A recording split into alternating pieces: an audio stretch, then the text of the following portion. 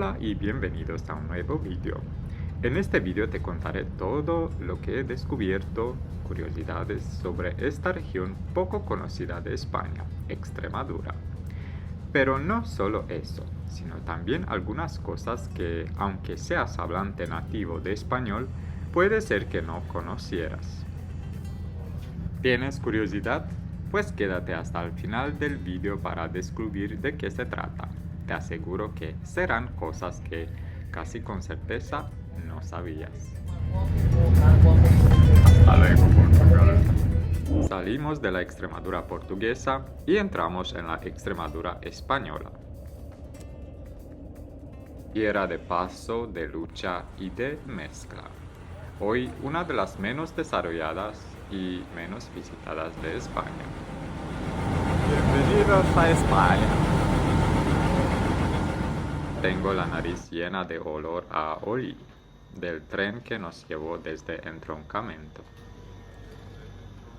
Estoy muy cansado después de todo el viaje desde Lisboa y al llegar a Badajoz fue muy difícil encontrar dónde comer, así que tuve que conformarme con una empanada del supermercado. El río Guadiana. A pocos minutos de salir de la estación, nos encontramos con el primer testigo del pasado, el Puente Viejo. Construido en el siglo XVI, fue durante siglos la principal entrada a la ciudad desde Portugal, justo como lo estoy experimentando yo ahora, viniendo desde el mismo país y entrando en la ciudad. Después de dormir bien como un lirón, ahora sí tengo la energía necesaria para explorar esta ciudad. Pero primero vamos a probar un desayuno típico local.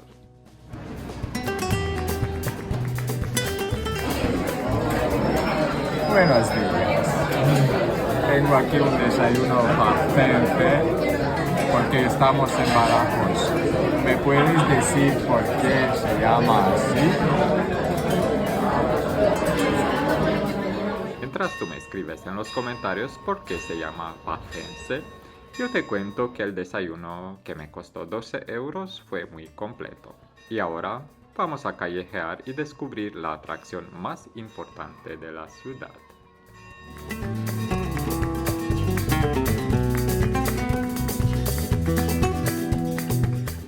Nos encontramos en la Plaza Alta, antiguo centro comercial de la ciudad, que hoy sigue estando viva. Justo ahora parece que hay un pequeño mercadillo con varios productos de segunda mano. Me llama la atención es su estilo único. Esto se debe a la influencia de la arquitectura mudéjar, una fusión entre lo cristiano y lo islámico, que marcó esta tierra durante siglos. Siglo XVII se convirtió en un auténtico zoco, un centro de mercado. Por eso tenía arcadas para proteger a los comerciantes del sol y la lluvia. Y aquí aprendí una nueva palabra, zoco, que proviene del árabe y significa mercado.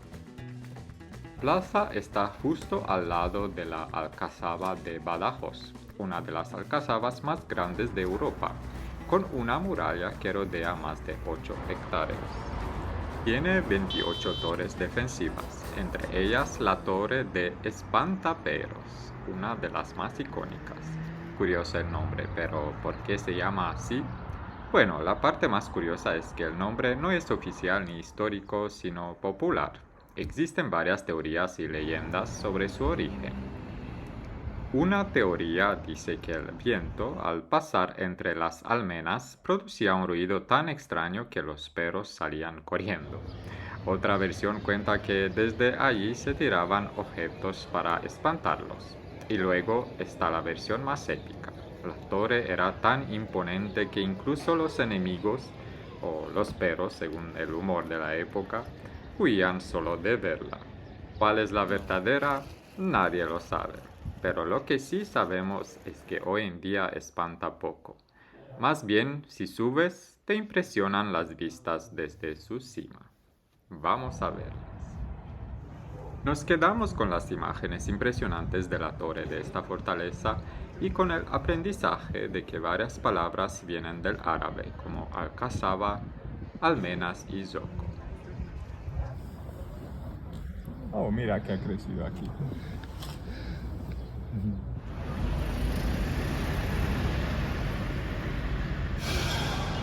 ¿Dónde vamos? ¿Dónde vamos? ¿Dónde vamos? Puerto Llano. Ahora vamos a explorar la siguiente ciudad interesante de Extremadura, que nos espera con nuevas sorpresas. Extremadura lleva años reclamando mejoras en su red ferroviaria. Aunque entre las ciudades principales hay líneas renovadas, en el resto de la región muchas siguen siendo antiguas, lentas y con pocas frecuencias, o incluso inexistentes entre ciudades o pueblos que me hubiera gustado visitar. Hasta hace poco no había tren electrificado en gran parte de la región. La mayoría de los trenes eran diésel y los trayectos podían tardar lo mismo que en el siglo pasado.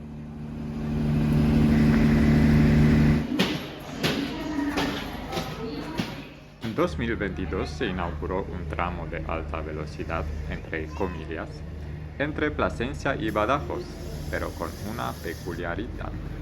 El tren es rápido, pero circula por una vía sin electrificar. Es decir, va más rápido que antes, pero no es un ave real, porque no se utiliza un tren eléctrico ni se alcanza la alta velocidad.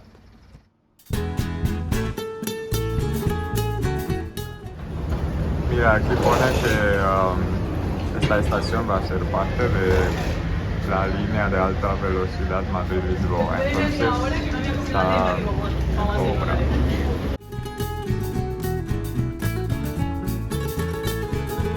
Vamos a ver qué tal la ciudad por unas horas. Y me pensaba que siempre he apreciado las estaciones de tren que están al lado o justo en el centro, como aquí, que desde la estación casi entras directamente en el casco antiguo, en el centro de la ciudad. Y esto me parece muy convenable. El arco de Trajano. Wow, 2000 años. Antes de empezar a explorar esta ciudad, vamos a comer algo. Pedí algo típico de por aquí, un estofado de cerdo que está buenísimo. La verdad, se come bien en esta región. Cuando uno piensa en Mérida, lo primero que viene a la cabeza son ruinas romanas, claro. Pero si miras más allá de los foros y los templos, verás que el casco antiguo también guarda joyas del siglo XIX y XX. Un paseo por esta Mérida más reciente también te cuenta su historia, solo que en otra lengua. Este edificio, por ejemplo, mezcla elementos de inspiración islámica como los arcos de herradura, el ladrillo rojo y los azulejos. Y hablando de azulejos, aquí son casi un cuento en cerámica, escenas, geometrías, a veces hasta refranes. Puede ser que en este edificio se vendían muebles. Este estilo se llama neomudéjar y aunque parezca antiguo, fue una moda del siglo XIX.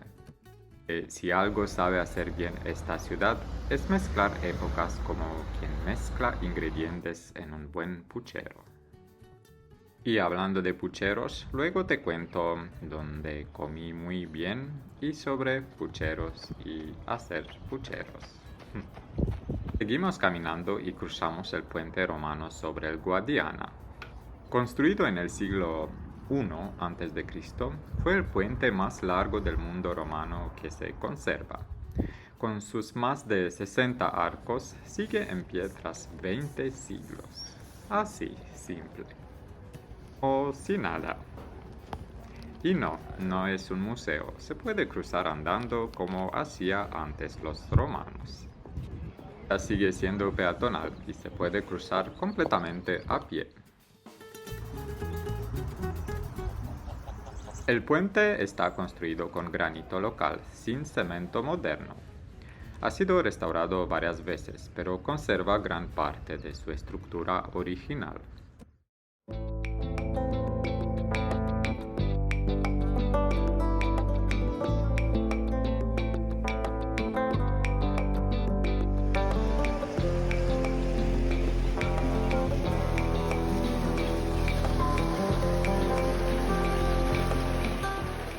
Siguiendo este paseo de estrellas, donde brillan nombres de artistas y músicos, llegamos al lugar donde la fama tiene más de 2000 años.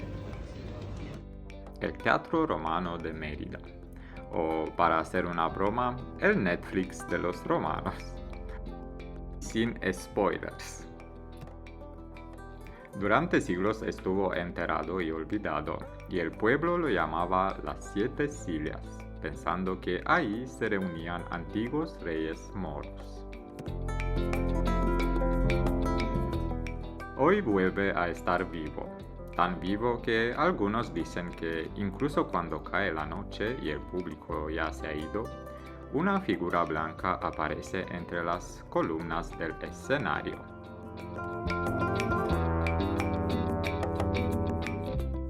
Es la Dama Blanca, una presencia que, según cuentan, aparece para recordar que el teatro fue su vida y también su muerte. Hoy su presencia parece querer recordarnos que en el teatro la emoción no siempre se queda solo en el escenario.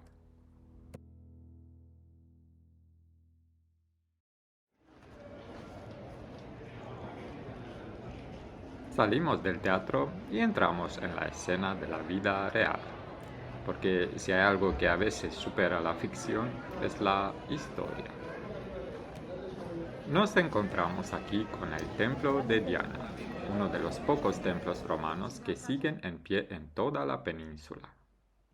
Pero lo más sorprendente no es su antigüedad, sino su reciclaje. En el siglo XVI, una familia noble construye su palacio dentro del templo, literalmente. Así, simple. Columnas romanas con ventanas renacentistas.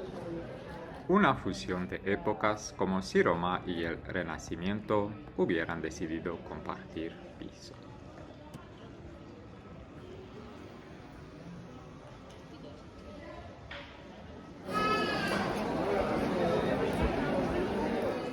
Tuve la suerte de ver la cabalgata de los Reyes Magos en Mérida, que este año se adelantó un día por la petición de lluvia.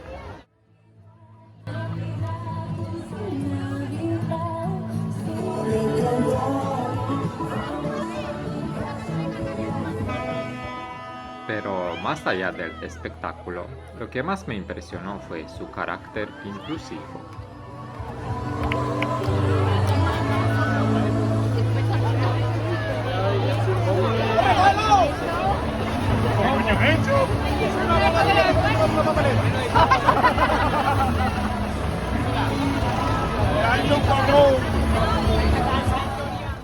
Participaron personas con diversidad funcional, algunas en silla de ruedas, otras con síndrome de Down, acompañadas de mucha alegría, música y un gran ambiente festivo.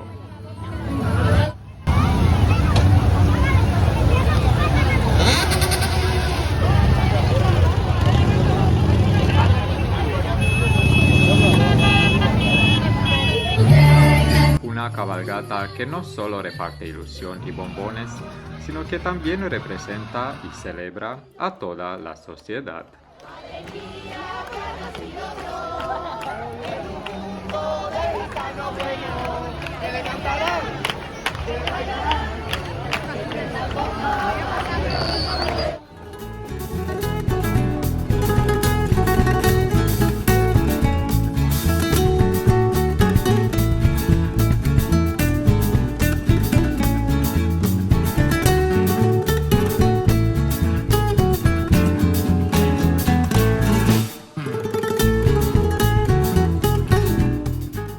Bien hecho Mérida.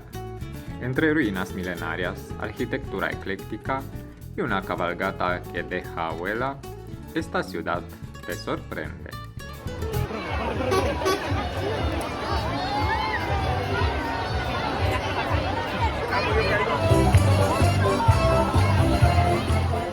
Ahora toca seguir el viaje, así que rumbo a la estación de tren.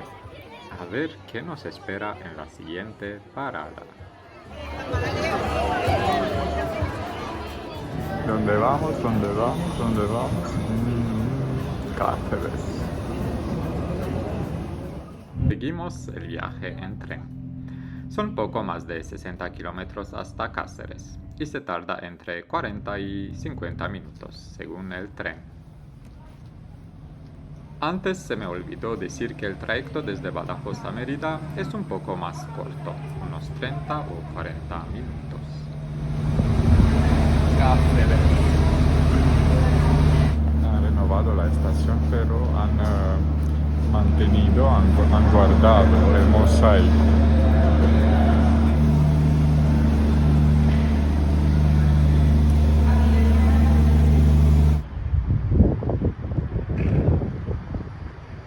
¿Dónde estamos? ¿Dónde estamos?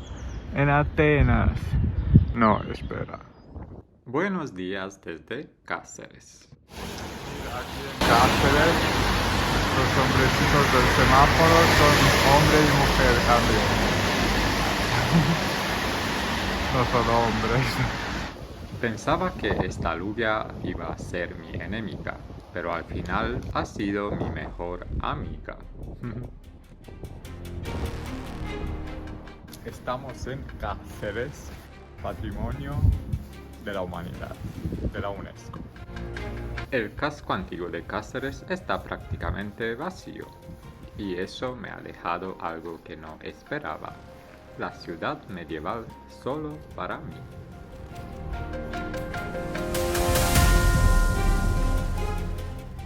Esto es un auténtico viaje en el tiempo.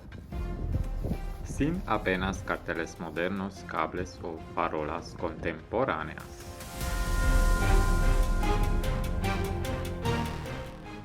Todo es real, sin cartón piedra. Solo falta que pase un caballero en armadura o un viajero del siglo XV. Pero por ahora solo cruzan las calles un gato negro y uno blanco. Es súper tranquilita. Sí. Había una negra por aquí y se ha asustado, pero...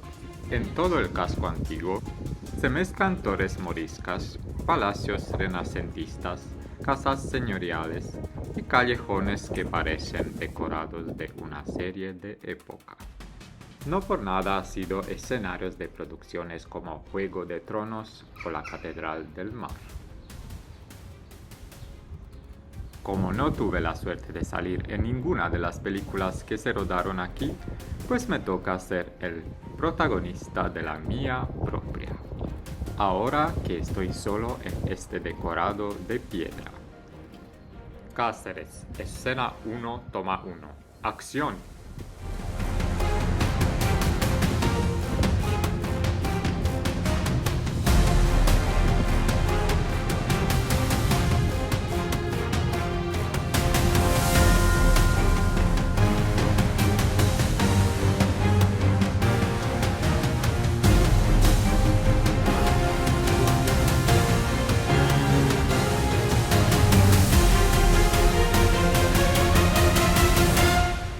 No sé si has notado, pero justo ahora en estas imágenes se está grabando una nueva película, Los Juegos de los Gatos, con actores de 4 patas que no acepta dirección. Estoy muy afortunado. Caminar por una ciudad medieval en silencio, en piedra, en eco, es genial.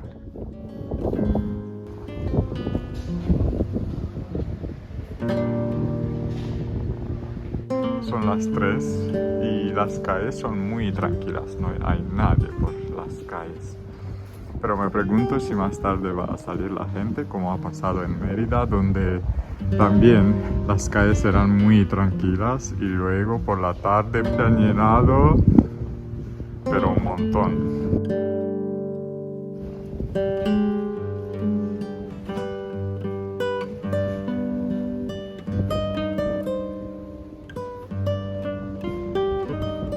Mira, no me lo esperaba encontrar un hammam aquí en Cáceres.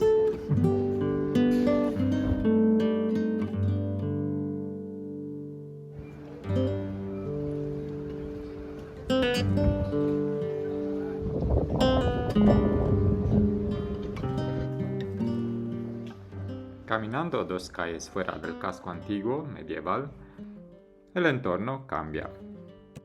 Las calles, la arquitectura ya no parece una ciudad fortificada, sino un pueblo español de los de toda la vida.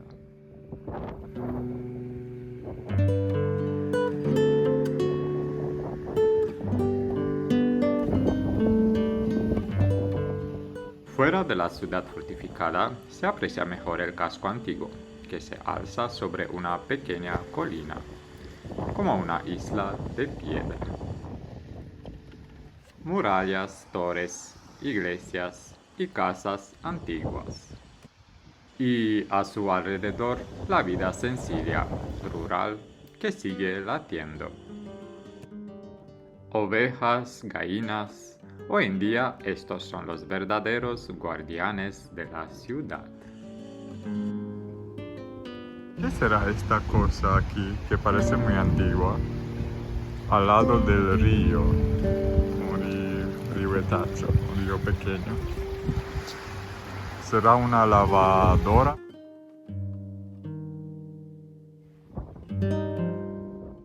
Abrid las puertas, que tengo hambre.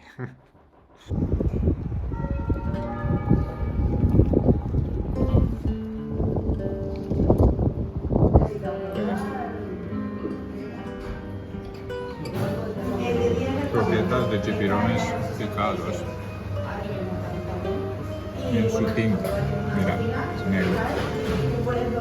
Y aquí tenemos el secreto de bellota. Una comida muy típica de Extremadura, cuya receta también es un secreto de estado. Un corte jugoso del cerdo ibérico alimentado con bellotas. Siempre después de comer, bueno, menos cuando llega la cuenta, puedo decir que estoy en la gloria. Curiosa expresión, ¿no? Aunque está muy usada en España, no estoy seguro de que muchos sepan su origen. Caminando por las calles, me encuentro con el Museo de la Casa Árabe, cerca de la Plaza San Jorge. ¿Y sabéis qué? Aquí descubrí que esta expresión tan común, estoy en la gloria, tiene raíces muy curiosas. Estar en la gloria no viene solo del cielo, sino también del suelo. En las antiguas casas árabes, la gloria era un sistema de calefacción que pasaba por debajo del suelo y lo dejaba calentito. Así que cuando alguien se sentaba ahí, pues claro, estaba en la gloria. Así, simple. De ahí viene la expresión tan famosa, estoy en la gloria. Este museo fue el hogar de una familia almohade en el siglo XII. Tiene una distribución típica en torno a un patio central y destacan especialmente su aljibe, un depósito subterráneo para recoger el agua de lluvia, y sus yeserías, esas delicadas decoraciones tan típicas del arte islámico.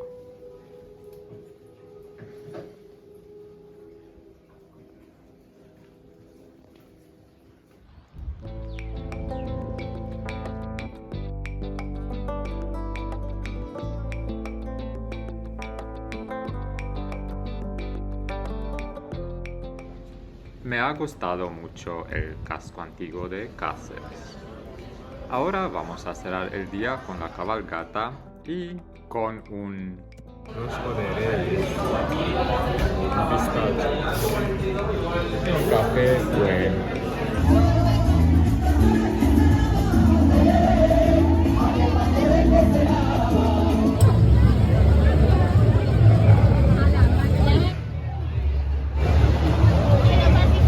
Mira, unos son muy creativos y buscan soluciones para recorrer más. Yo no tuve paraguas y bueno, tampoco he pillado muchos bombones en esta cabalgata, Pues nada, me toca hacer pucheros. No, mejor dicho, vamos a una puchería. Bueno, espera, ¿qué digo? Mejor vamos a comer algo hecho en un buen puchero. Algo muy típico de aquí, un puchero extremeño. Si estás por Cáceres, te recomiendo este restaurante. Mira qué porción de cacho. Y aquí una porción de orejas en salsa. Caribiera de cerdo. Madre mía, cuánta comida. Toda esta comida por 25 euros por persona. Pero ha sido todo muy bueno. Yo me voy a dormir pronto, que mañana me espera un nuevo viaje. Pero si te ha gustado este video, ya sabes, dale like, suscríbete, comenta o compártelo.